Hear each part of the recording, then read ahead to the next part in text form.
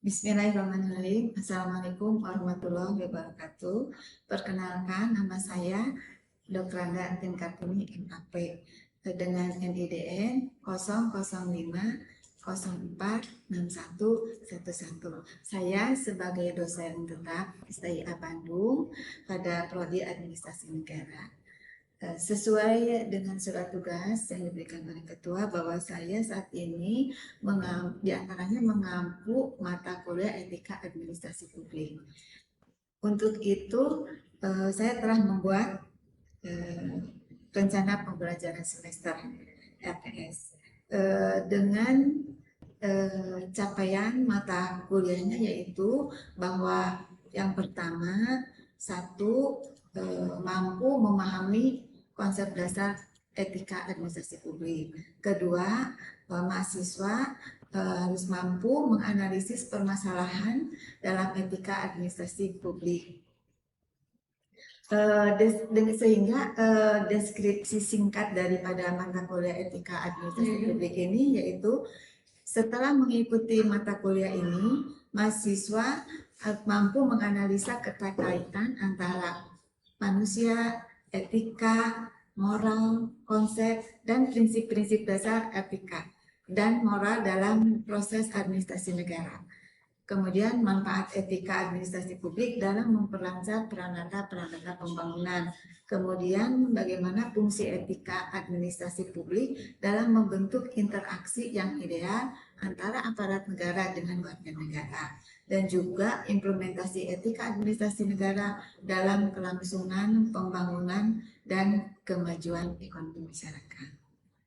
Adapun mengenai materi-materi pembelajaran ataupun pokok bahasannya, yaitu bahwa nanti akan disampaikan di dalam 14 kali pertemuan, dan setiap 7 kali pertemuan kami akan menyelenggarakan UTS. Dan setelah selesai pembelajaran yang ke-14 akan dilakukan evaluasi, itu dengan menyelenggarakan UAS. Adapun materi pembelajaran atau pokok pembahasannya yaitu bahwa pertama, unsur-unsur yang ada pada manusia, hierarki kebutuhan manusia, latar belakang munculnya ilmu etika dan moral, serta perbedaan dan persamaan etika dan moral. Kemudian yang kedua yaitu konsep dasar etika administrasi publik, prinsip-prinsip dasar etika administrasi publik, nilai-nilai dasar etika administrasi publik, kemudian perbedaan etika dengan perilaku aparatur negara. Kemudian yang ketiganya yaitu yang menjadi pokok bahasan ini yaitu manfaat etika administrasi publik, keterkaitan etika dan proses pembangunan. Kemudian pokok bahasan yang keempat itu perilaku kerja organisasi publik, pelaksanaan sanksi bagi pelanggar etika, fungsi etika dalam membentuk hubungan yang harmonis antara sesama aparatur negara, fungsi etika dalam membentuk hubungan yang harmonis antara aparatur negara dengan warga negara lainnya. Kemudian yang kelimanya yaitu tugas para aparatur negara. etika pejabat negara, landasan-landasan etika bagi aparatur negara dalam melaksanakan tugasnya.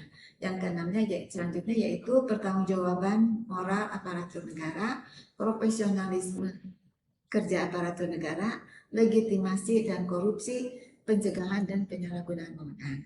Kemudian untuk yang terakhirnya yaitu sistem administrasi negara yang efektif dan efisien serta penyakit-penyakit birokrasi. Adapun yang menjadi sumber referensi dalam pembelajaran ini yaitu pertama mungkin kita akan berdasarkan kepada buku yang dibuat oleh Umorotomo Wahyudi tahun 1992 yang berjudul Etika Administrasi Negara. Kemudian juga oleh De Vos mengenai pengantar etika.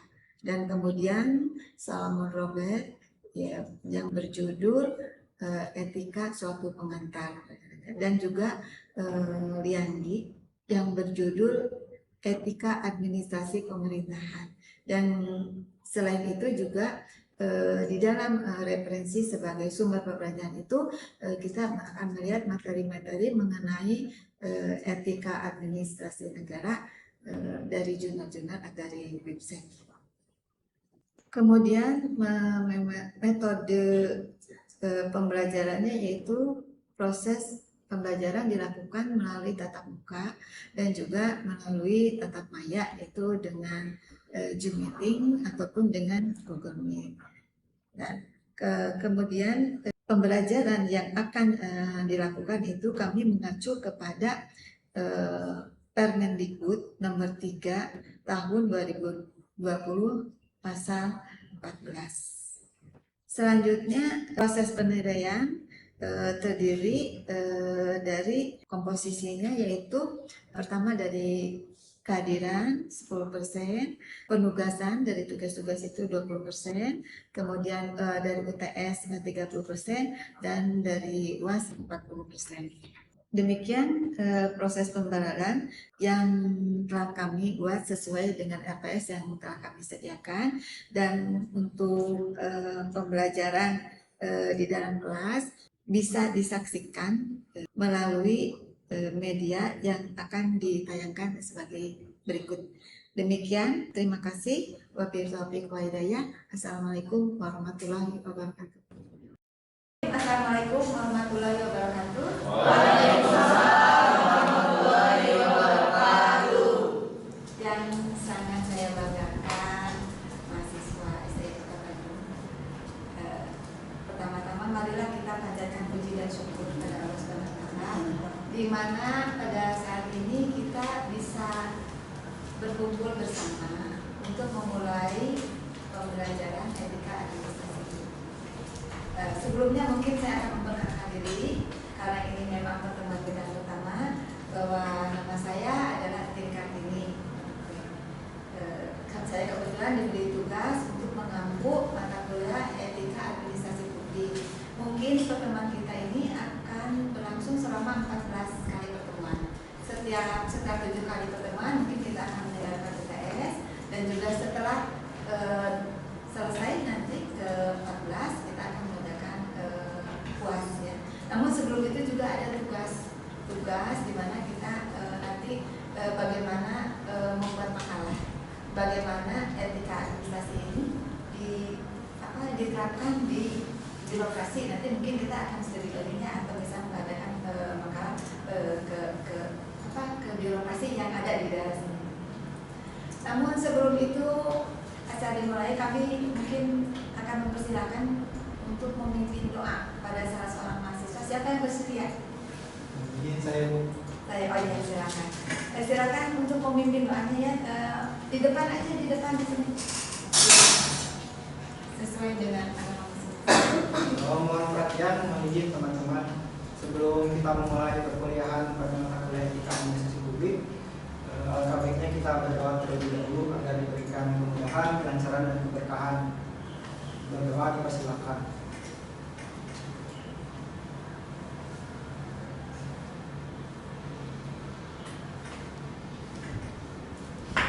Selesai. Terima kasih.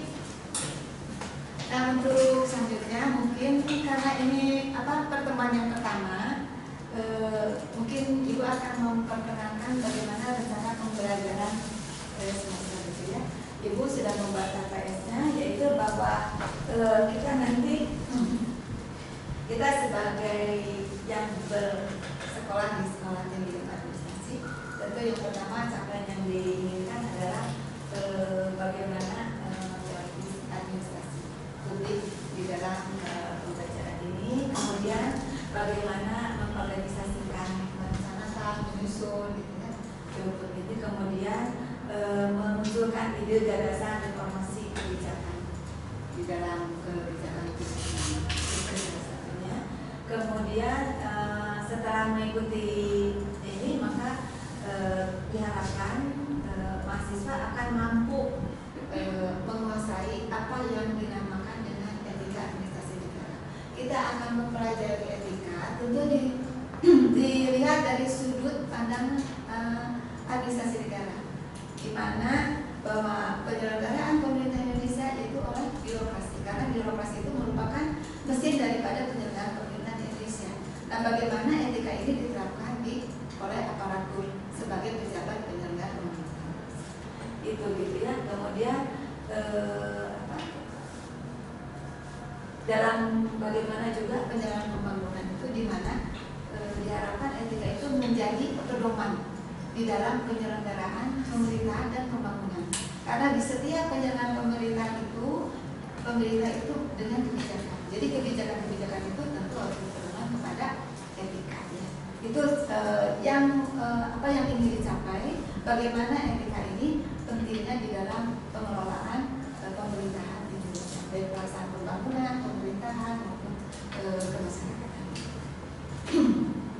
Kemudian kalau kita melihat daripada pustaka referensi yang Ibu susun untuk membuat materi ini, yaitu pertama dari Bung Morotomo Wahyudi ya, terus kedua dari mengenai etika administrasi negara, kemudian dari pengantar etika ini juga dari Pos, kemudian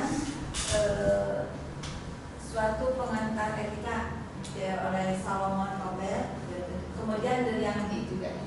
Dan kemudian juga etika administrasi publik. Kemudian banyak juga dari materi-materi yang Ibu ambil dari beberapa ataupun nanti yang berkaitan dengan itu yang akan yang menjadi referensi daripada pembelajaran ini. Nah, kalau kita melihat tadi mungkin materi-materinya di sini ya, banyak di sini Ibu sudah susun, mulai dari ini yang tidak bisa dibacakan satu persatu ya, nanti habis untuk kita. Nah, untuk itu mungkin kita akan memulai dulu, pada pelajaran yang pertama ya. Pelajaran pertama itu kita akan membahas mengenai etika birokrasi. Nah, tapi sebelum itu, karena kita ini memang belajar di ilmu administrasi, Ibu mau bertanya, siapa yang mengerti apa yang dinamakan dengan ilmu administrasi? Siapa?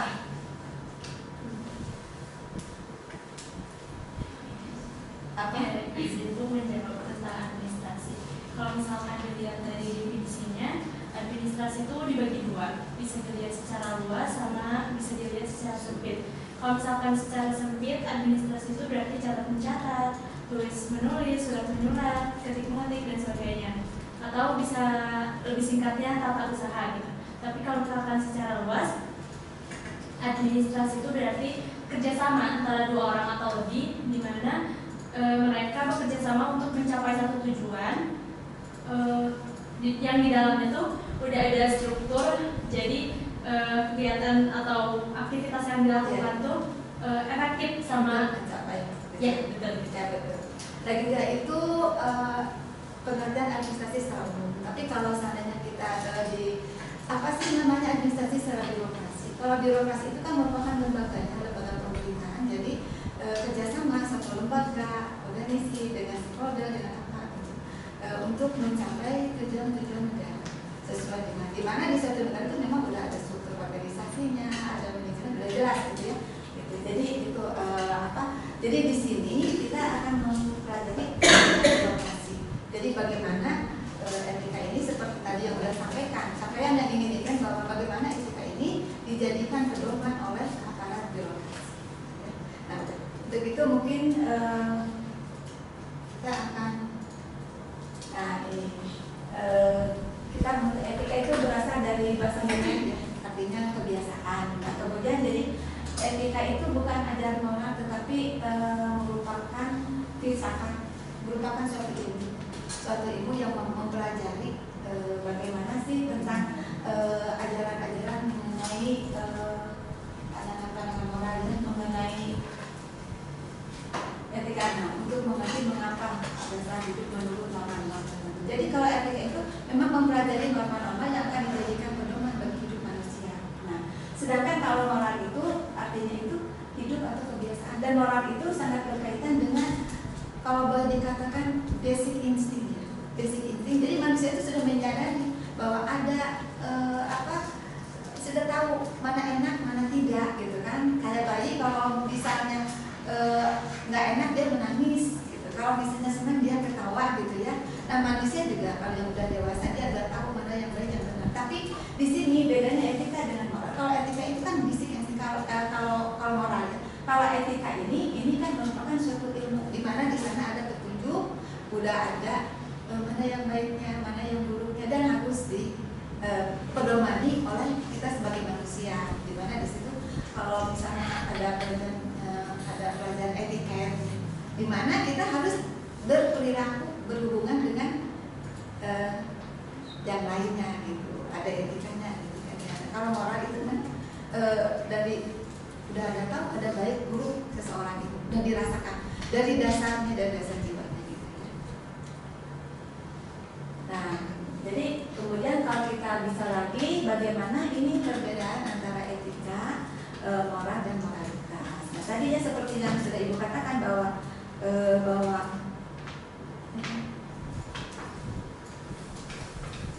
etika itu berkaitan dengan disiplin berilmu, yaitu yang mempelajari berarti mana manusia itu pembenaran, ada apa yang dianut itu ada nilai-nilai mengenai pembenaran dalam etika merupakan salah satu cabang filsafat.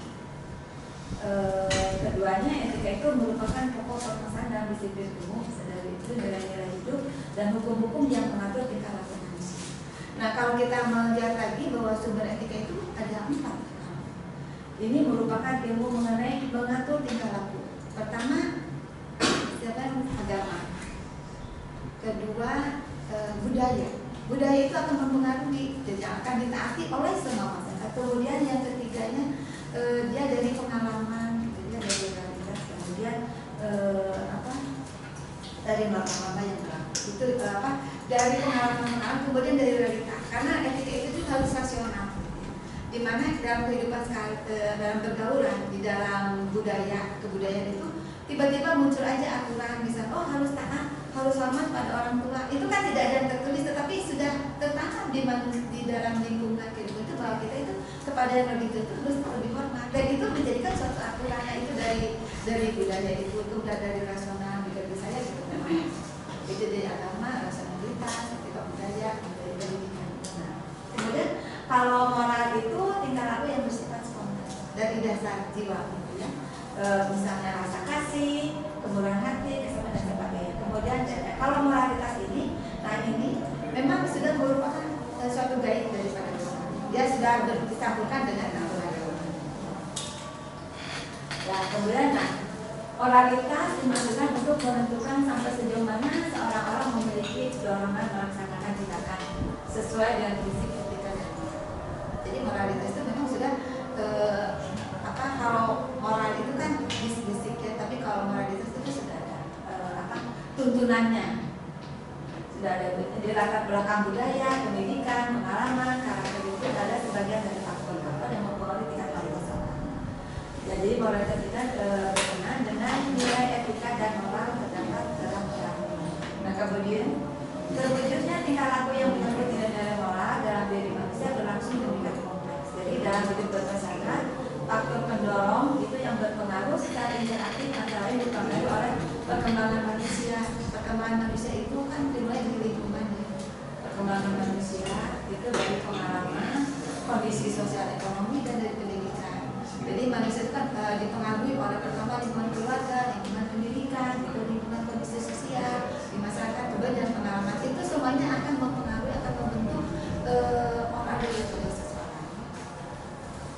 Nah, kemudian nanti kita akan tahu juga bagaimana nilai-nilai yang mempunyai moral karakteristik daripada elemen moral. Itu primer, itu moral melibatkan suatu komitmen untuk bertindak dan merupakan suatu tindakan pasar yang paling utama. Kemudian real, nilai moral bukan sekadar sebut. Jadi memang yang nyata, itu yang nyata, yang sudah biasa. Kemudian terbuka jadi universalitas dari moral mengharuskan adanya lingkungan. Jadi bisa disebut positif atau maupun negatif nilai moral itu. Secara historis kita dapat menyaksikan perubahan-perubahan dari nilai negatif ke positif sebaliknya moral terciri larangan. Jadi karena memang kan tadi mempelajari baik buruk, larangan dan anjuran, sehingga bisa mendorong orang itu bisa berubah menjadi positif, menjadi negatif menjadi negatif. Kemudian tabel tinggi dan adil. Jadi nilai-nilai yang modelnya rendah tidak memiliki ciri insentif yang mengatur nilai-nilai yang lainnya. Jadi pengaturan tindakan biologis berupa ketaatan pada aturan maupun pedoman spiritual. Jadi kalau orang dikatakan moralitas yang bagus itu ada taat pada aturan. Kemudian dia minus spiritual. Kemudian absolut. Jadi moral itu pada manusia mesti bebas dari sifat-sifat mementingkan diri sendiri pada kehendak. Kemudian, nah ini yang menjadi landasan ketika antara lain satu tadi seperti ibu katakan naturalisme ya. Paham ini bahwa sisi etika ini kesusilaan mempunyai dasar alami. Jadi pembenaran ini dapat dilakukan melalui pengkajian atas fakta yang ada di itu dan harus sama manusia pada dasarnya harus dihargai dan menjadi ukuran. Jadi saling menghargai, saling itu adalah Kemudian individualisme. Nah di sini individualisme ada muncul keegoisan dari mana manusia itu hanya berdasarkan kepentingan individualnya.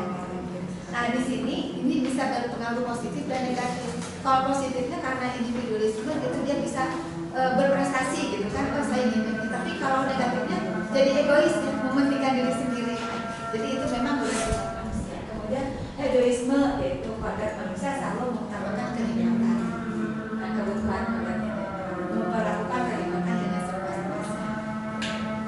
Nah kemudian eudemonisme, nah ini yang mencerita cita-cita batinnya. Jadi dia aliran yang ingin membahagiakan batinnya. Kemudian utilitarisme yaitu mengatakan bahwa pengenalan kesulitan adalah melakukan suatu perbuatan. Jadi perbuatan dikatakan baik jika membawa manfaat. Jadi disitulah bahwa manusia itu memang harus berguna bagi orang lain, harus bermanfaat. Kemudian idealisme, nah paham ini timbul kesadaran adanya lingkungan normativitas. Nah jadi semuanya bukan berpedoman pada norma yang berlaku.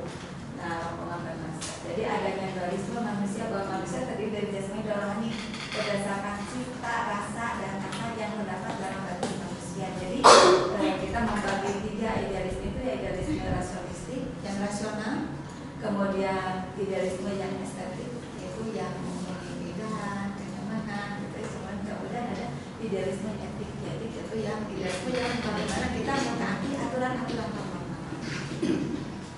Nah ini kemudian kita apa sih tujuan etika?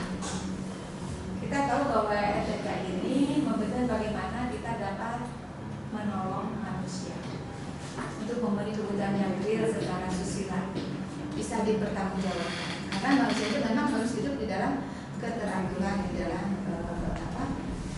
sosialnya, dalam hubungannya. Tidak boleh kita merugikan orang lain, menyakiti orang lain, tapi bagaimana kita juga diri kita sendiri harus terlindungi itu dalam kehidupan sosial. tentang nama sosial yang berlaku, tetapi juga tentang kebutuhan manusia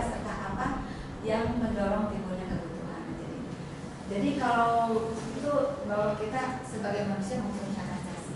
Untuk apa hak asasi itu hak hidup, untuk melindungi manusia dari gangguan, kekerasan, kemudian hak bebas, bebas kita mengungkapkan pendapat, bebas kita berbicara gitu ya, untuk mendapatkan kedamaian di dalam hidup sosial ini. Ini misalnya di dalam berdemokrasi, kita menyampaikan ide, membuat buku, dan itu ada kebebasan. Kemudian ada hak milik. Ini merupakan perlindungan di mana seseorang itu harus mempunyai sesuatu yang bisa dijadikan pegangan tentang haknya. Misalnya, dia punya rumah, punya sertifikat rumahnya, punya mobil harus punya BPKB-nya, gitu ya.